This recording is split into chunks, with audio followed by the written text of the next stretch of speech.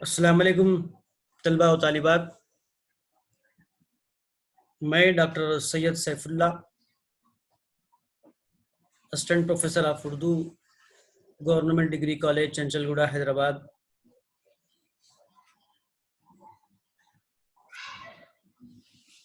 اردو شاعری میں پہلے سیمسٹر کے تحت آج ہم اردو غزل کی تعریف، آغاز و ارتقاء کا مطالعہ کریں گے۔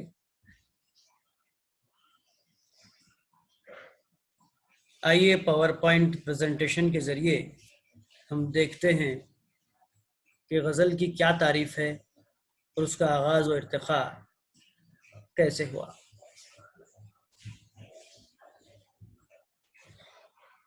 غزل کی تعریف: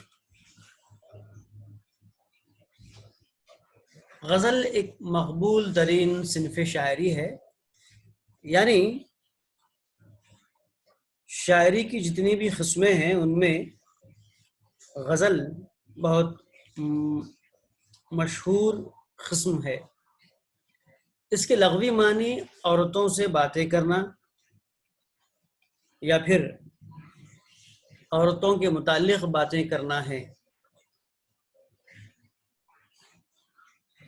اس مناسبت سے حسن و عشق ہی غزل کا موضوع تھا،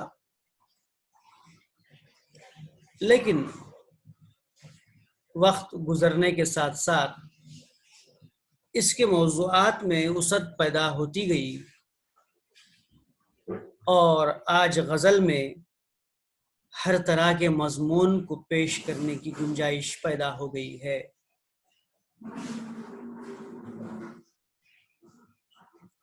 غزل کا فن، چلیے دیکھتے ہیں غزل کا فن کیا ہے۔ غزل کے تمام مصرے ایک ہی وزن اور ایک ہی بحر میں ہوتے ہیں۔ غزل کا پہلا شعر مطلع کہلاتا ہے اور اس کے دونوں مصرے ہم قافیہ اور ہم ردیف ہوتے ہیں۔ غزل کا آخری شعر مقطع کہلاتا ہے اور غزل میں کم از کم 5 اشعار کا ہونا ضروری ہے۔ اب ہم دیکھتے ہیں ردیف کسے کہتے ہیں۔ ایک جیسا لفظ یا الفاظ جو بار بار دہرائے جائیں غزل کی ردیف کہلاتے ہیں۔ قافیہ: غزل کے ہم وزن الفاظ قافیہ کہلاتے ہیں جو ردیف سے عین قبل آتے ہیں۔ اب چلیے مقطع کیا ہے، اس کی کیا تعریف ہے ہم دیکھتے ہیں۔ مقطع دراصل خطا سے نکلا ہے۔ غزل کا آخری شعر مقطع کہلاتا ہے، یعنی غزل وہاں پر منقطع ہو جاتی ہے، کٹ جاتی ہے، رک جاتی ہے۔ غزل کے اشعار کا جو سلسلہ ہے وہاں پر منقطع ہو جاتا ہے، اسی لیے اس کو مقطع کہا گیا ہے، یعنی غزل کا سلسلہ وہاں رک جاتا ہے جس میں شاعر اپنا تخلص کا استعمال کرتا ہے۔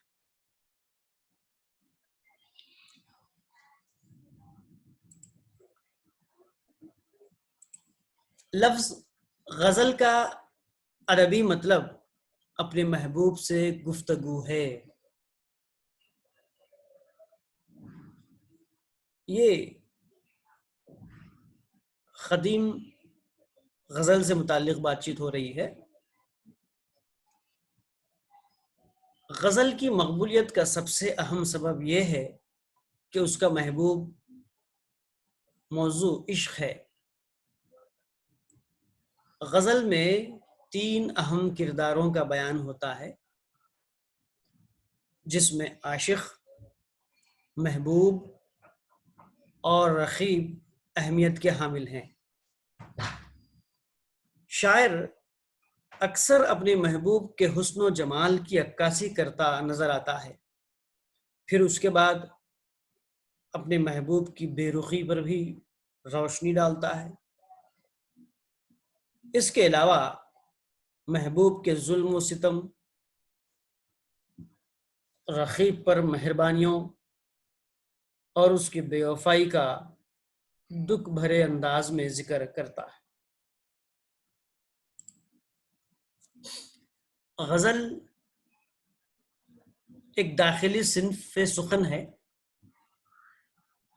غزل کا شاعر اپنے داخلی کیفیات کو بیان کرتا ہے، یعنی شاعر اپنے دل پر گزرنے والی واردات کا اظہار کرتا ہے۔ اس کو پڑھنے والا اور سننے والا بھی کہیں نہ کہیں شاعر کی کیفیات سے گزر چکا ہوتا ہے، اس لیے شاعر کی داستان پڑھنے والے اور سننے والے کو اپنی داستان محسوس ہوتی ہے۔ گویا ایک شاعر نے بہت خوب کہا ہے، شعر دیکھیے: کہانی میری روداد جہاں معلوم ہوتی ہے، کہانی میری روداد جہاں معلوم ہوتی ہے، جو سنتا ہے اسی کی داستان معلوم ہوتی ہے۔ اس طرح غزل نے آپ بیتی کو جگ بیتی بنا دیا۔ غزل کم لفظوں میں مکمل بات کرنے کا ہنر ہے۔ غزل کا سانچہ مختصر ہوتا ہے، اس لیے رمز، ایما، تمثیل و استعارہ، تشبیہ، پیکر آفرینی اس کے جز بن گئے ہیں۔ غزل کا ہر شعر اپنے آپ میں ایک مکمل اکائی ہوتا ہے، اس لیے شاعر غزل میں اکثر اشاروں میں بات چیت کرتے ہوئے نظر آتا ہے۔ چلیے ہم چند اشعار ملاحظہ کرتے ہیں۔ کھلنا کم کم کلی نے سیکھا ہے، اس کی آنکھوں کی نیم خوابی سے۔ اب یہاں پر دیکھیے شاعر اس کا استعمال کر رہا ہے۔ یہ اس کون ہے ہم اس سے واقف نہیں ہیں، لیکن شاعر یہ جانتا ہے کہ اس کون ہے، لیکن یہاں پر قاری اس کی مناسبت سے سمجھ جاتا ہے کہ یہ اس کے محبوب کی طرف اشارہ ہے۔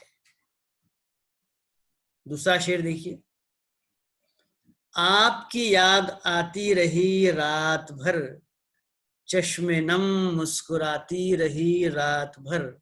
اب یہ دوسرے شعر میں بھی آپ کون ہے ہم نہیں جانتے، لیکن چونکہ یہ غزل ہے اس لیے غزل کو پڑھنے والا سمجھ جاتا ہے کہ آپ سے مراد شاعر کا محبوب ہے۔ ایک اور شعر ملاحظہ فرمائیے: میر ان نیم باز آنکھوں میں ساری مستی شراب کی سی ہے۔ یہاں پہ دیکھیے ایک اشارہ ہے ان نیم باز آنکھیں۔ ان کس کی آنکھیں پتہ نہیں، یہاں پر شاعر نے اس کی وضاحت نہیں کی ہے، پھر بھی پڑھنے والا قاری سمجھ جاتا ہے کہ یہ محبوب کی طرف اشارہ ہے، عاشق اور معشوق کا جو معاملہ ہوتا ہے اس کی طرف اشارہ ہے۔ ایک اور شعر کو ہم پڑھتے ہیں: بجھ گیا رات وہ ستارہ بھی، بجھ گیا رات وہ ستارہ بھی، حال اچھا نہیں ہمارا بھی۔ تو یہاں پہ بجھ گیا رات وہ ستارہ، وہ کون ہے اس کی وضاحت نہیں ہے، پھر بھی پڑھنے والے سمجھ جاتے ہیں کہ وہ کا اشارہ کیا ہے۔ آپ ان وہ اس طرح شاعر اشاروں میں باتیں کرتا ہے۔ اب دیکھتے ہیں اردو غزل کا آغاز و ارتقاء کیسے ہوا۔ غزل عربی زبان کا لفظ ہے۔ عربی قصیدے کا پہلا حصہ تشبیب فارسی میں قصیدے سے الگ ہو کر غزل کے روپ میں جلوہ نما ہوا۔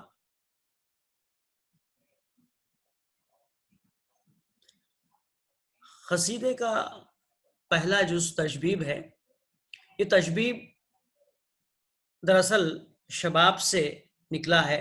یہ لفظ تشبیب کے اصل معنی ہیں کسی کے حسن و جمال کا مبالغہ آمیز انداز میں بیان کرنا۔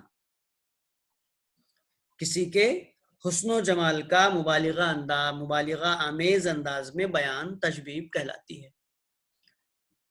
تو یہ قصیدے سے نکلی غزل، اس میں محبوب کی تعریف ہوتی ہے، اس کے حسن و جمال کی تعریف ہوتی ہے مبالغہ آمیز انداز میں۔ شاعر اپنے محبوب کو بڑھا چڑھا کر اس کے حسن کو بیان کرتا ہے۔ یہ تشبیب سے غزل الگ ہوتے ہوئے غزل کے روپ میں جلوہ نما ہوئی، لیکن غزل عربی زبان میں خاطر خواہ ترقی نہ کر سکی۔ جب یہ صنف فارسی میں منتقل ہوئی تو فارسی شاعروں نے اسے عروج پر پہنچا دیا۔ فارسی سے غزل 10ویں صدی کے لگ بھگ ہندوستان پہنچتی ہے۔ اس پر عربی اور فارسی ادب کے اثرات پہلے سے موجود تھے، لیکن ہندوستان کے مقامی اثرات بھی فارسی غزل میں غیر محسوس طریقے سے شامل ہوتے چلے گئے۔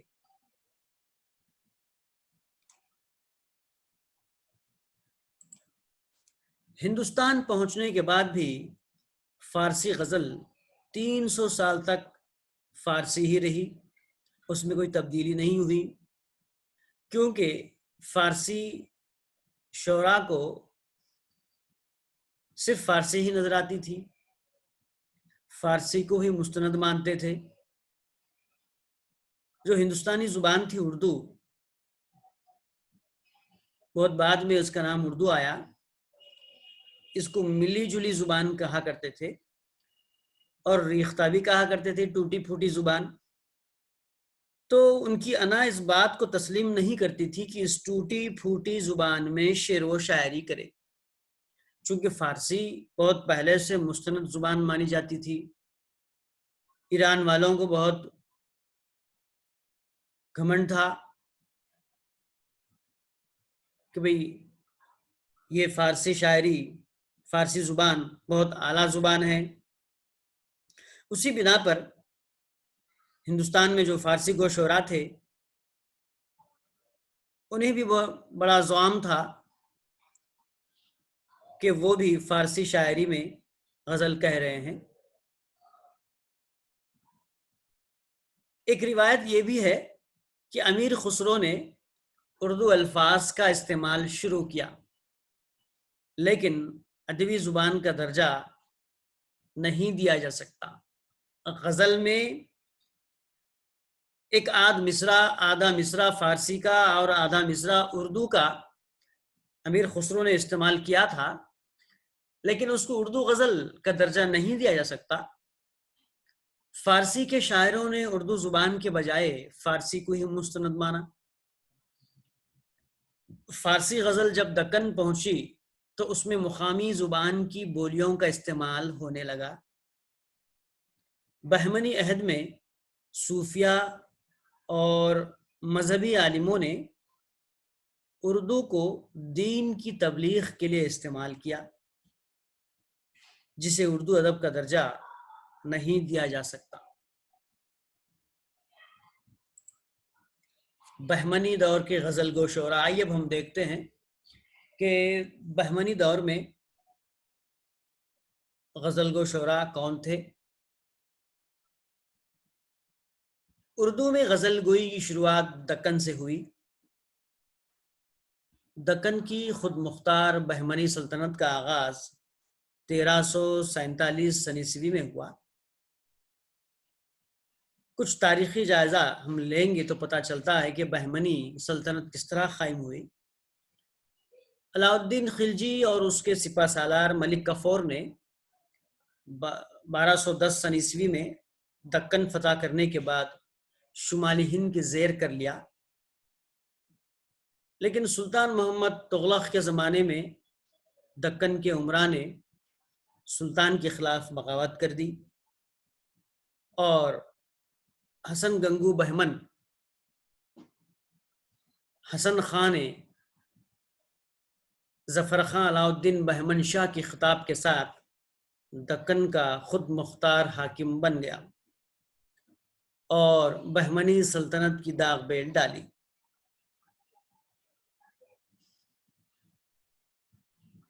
بہمنی دور میں جن اردو غزل گو شعراء کے کلام کا پتہ چلتا ہے ان میں فیروز، مشتاق، لطفی اور آذری کے نام شامل ہیں۔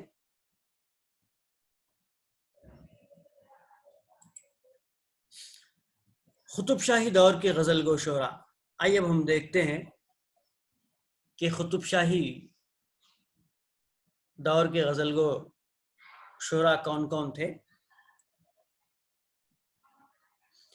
بہمنی سلطنت کے زوال کے بعد دکن میں 5 خود مختار حکومتیں قائم ہوئیں۔ ان میں قطب شاہی اور عادل شاہی سلطنتیں اردو ادب کے حوالے سے اہمیت کے حامل ہیں۔ قطب شاہی دور کے جن غزل گو شعراء کا کلام دستیاب ہوا ہے ان میں فیروز، محمود، ملا خیالی، وجہی، سلطان محمد خلی، غواسی، ابن نشاتی، سلطان محمد، سلطان عبداللہ، طبعی، فائز، لطیف، افضل اور فتاحی قابل ذکر ہیں۔ ان میں سلطان محمد خلی قطب شاہ پہلا صاحب دیوان شاعر کی حیثیت سے اہمیت کا حامل ہے۔ اس کے علاوہ قطب شاہی عہد کے مشہور زمانہ شعراء میں وجہی، غواسی اور ابن نشاتی قابل ذکر ہیں۔ غزل کے علاوہ ان شعراء نے قصیدہ اور مثنوی پر بھی طبع آزمائی کی ہے اور ان کی شہرت بھی اپنی مثنویوں کی وجہ سے ہی ہوئی۔ عادل شاہی دور کے غزل گو شعراء، آئیے طلبہ و طالبات دیکھتے ہیں کہ عادل شاہی دور کے غزل گو شعراء کون کون تھے۔ عادل شاہی عہد میں بھی شعر و ادب کی ترقی ہوئی۔ اس عہد کے شعراء نے بھی غزل کے ساتھ تمام اصناف سخن پر طبع آزمائی کی ہے۔ ان میں ابراہیم عادل شاہ، ابدل، مخیمی، حسن شوقی، صنعتی، ملک خوشنود، رستمی، شاہی، نصرتی اور ہاشمی بیجاپوری کے نام قابل ذکر ہیں۔ ان شعراؤں کے پاس دوسری اصناف کے علاوہ غزل کا کلام بھی موجود ہے۔ دکنی شعراء نے اپنے ماحول اور اپنی مخصوص طرز معاشرت میں غزل کو ایک نیا مزاج دیا۔ ایرانی شعراء کی آواز میں دکنی شاعروں نے اپنی آواز اس طرح شامل کر دی کہ دونوں کے سنگم سے ایک نئی آواز اور لے پیدا ہوئی اور اردو غزل کو نیا لب و لہجہ ملا۔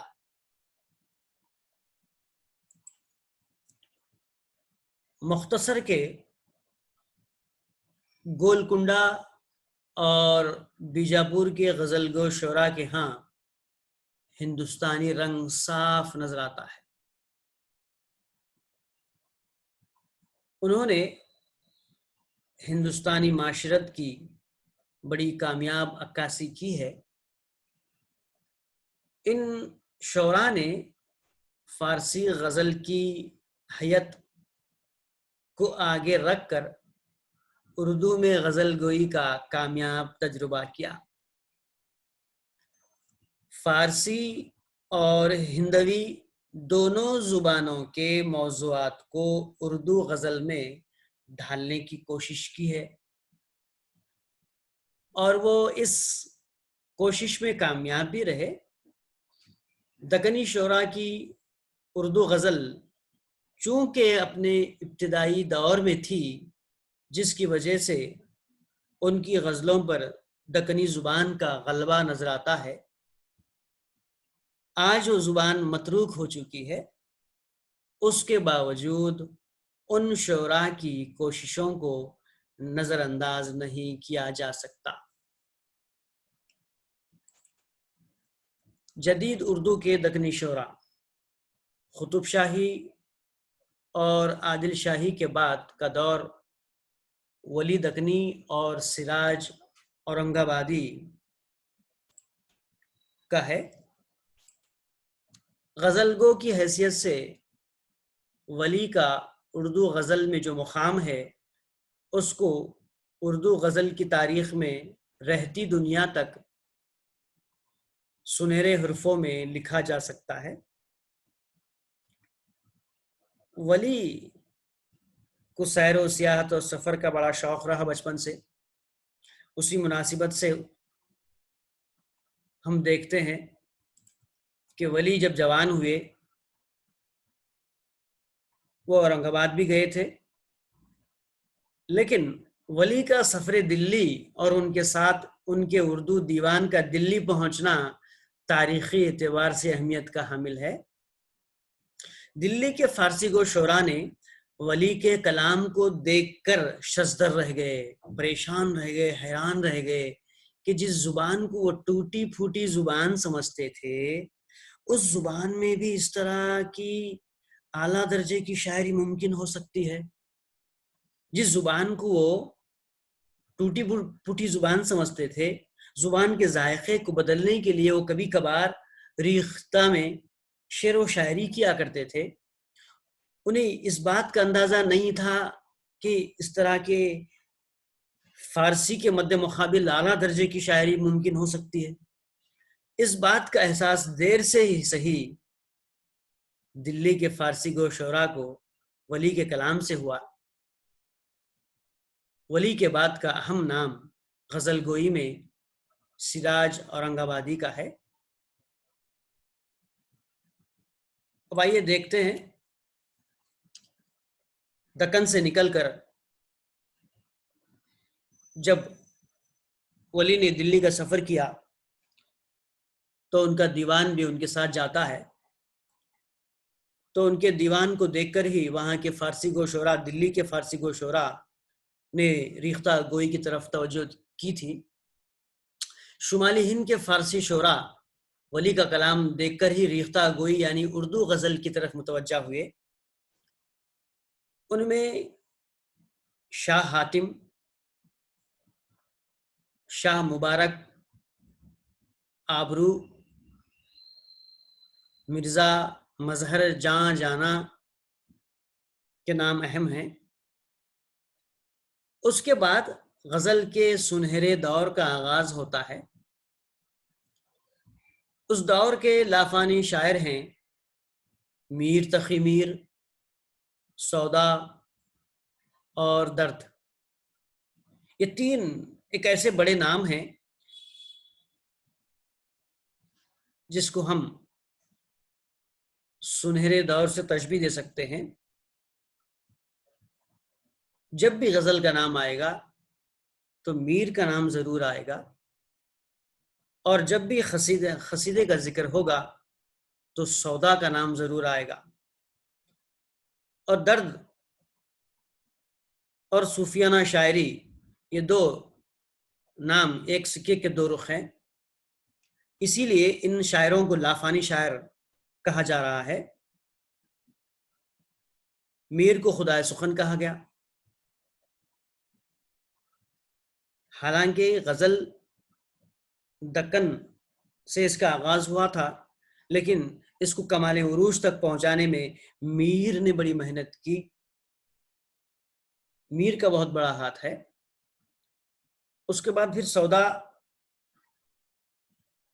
قصیدہ نگاری میں اول درجے کا نام ہے، درد صوفیانہ رنگی شاعری میں بڑا نام ہے۔ اس کے بعد بیرونی حملوں کی وجہ سے دلی اجڑ جاتی ہے، جس کا اثر شعری محفلوں پر بھی پڑا۔ شعر و شاعری کی محفلیں بھی خاموش ہو گئی۔ لیکن دوبارہ جب دلی کی شعری محفلیں شروع ہوئیں، اس دور میں غالب،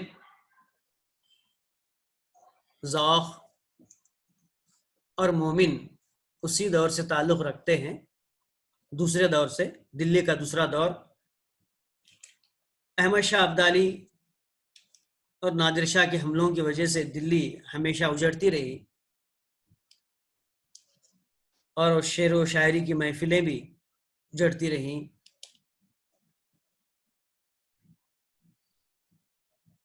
جب دوسری مرتبہ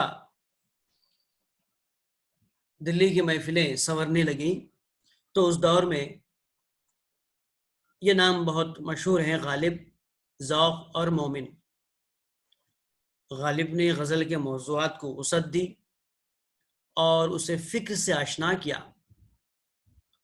ذوق نے زبان پر زیادہ زور دیا اور مومن نے غزل میں معاملات عشق میں نام حاصل کیا۔ اب آگے چل کر ہم دیکھتے ہیں، جب یہ غزل اقبال تک پہنچتی ہے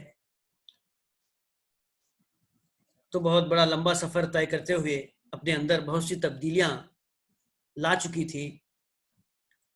اقبال نے غزل میں فلسفہ پیش کر کے ایک نئے انداز کی بنیاد رکھی۔ ان کے بعد اصغر، فانی، شاد عظیم آبادی، حسرت موہانی، آرزو، یگانہ، جگر مراد آبادی نے غزل کو فروغ دیا۔ اس کے بعد پھر جدید غزل گو میں ہم دیکھتے ہیں فراق گورکھپوری کا نام بہت بڑا ہے، فیض احمد فیض، روش، جذبی، خورشید اور ناصر کاظمی کے نام قابل ذکر ہیں۔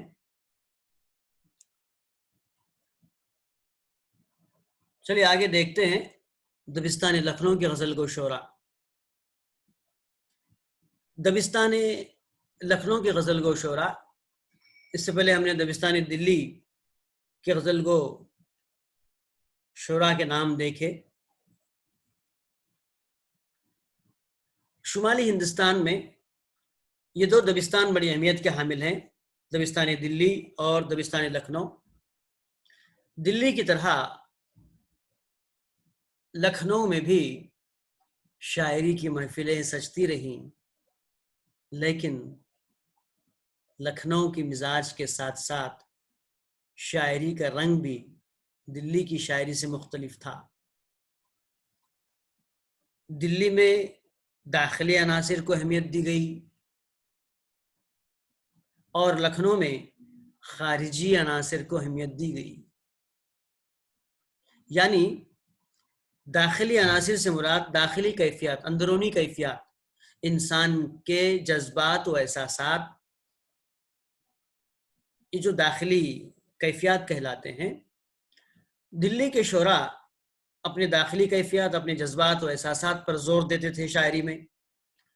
اس کے برعکس، اس کے برخلاف لکھنؤ میں خارجی عناصر پر زور دیا جاتا تھا۔ خارجی عناصر میں تصنع، بناوٹ، ظاہری چیزیں، حسن و خوبصورتی، اس طرح کی چیزوں پر اہمیت دی گئی تھی۔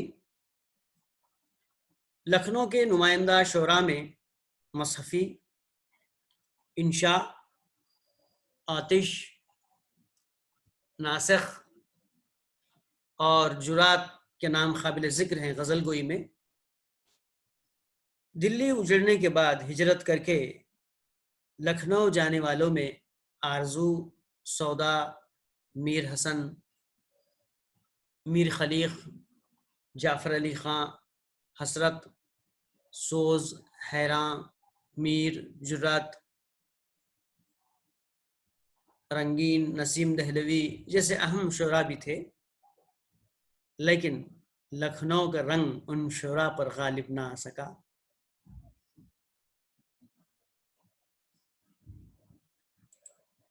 اب ہم دیکھتے ہیں کہ اردو شاعری کا بیشتر سرمایہ غزل پر مشتمل ہے، اور تقریباً تمام شاعروں نے غزلیں کہی ہیں، پھر چاہے وہ دکنی دور ہو کہ دبستان دلی یا پھر دبستان لکھنؤ، جدیدیت ہو کہ مابعد جدیدیت، سبھی ادوار میں شعراء نے غزلیں کہی ہیں۔ ایک وقت ایسا بھی آیا کہ غزل پر شدید حملے بھی ہوئے، لیکن غزل اتنی ہی توانائی کے ساتھ از سر نو وقت کے تقاضوں کے ساتھ نئے انداز میں پیش ہوئی، اور اب غزل ہر طرح کے خیالات کے اظہار کا ذریعہ بن گئی ہے۔ مثنوی، قصیدہ اور دیگر اصناف شاعری کو تو زوال آ گیا، لیکن اس بات کا خیال رکھنا ضروری ہے کہ غزل پر کبھی کسی دور میں زوال نہیں آیا۔ آج بھی غزل کی شہرت میں کوئی کمی نہیں ہوتی دکھائی دیتی ہے، لیکن میں اتنا ضرور کہوں گا کہ معیاری غزل گو شعراء کی کمی ضرور محسوس ہوتی ہے۔ طلباء و طالبات،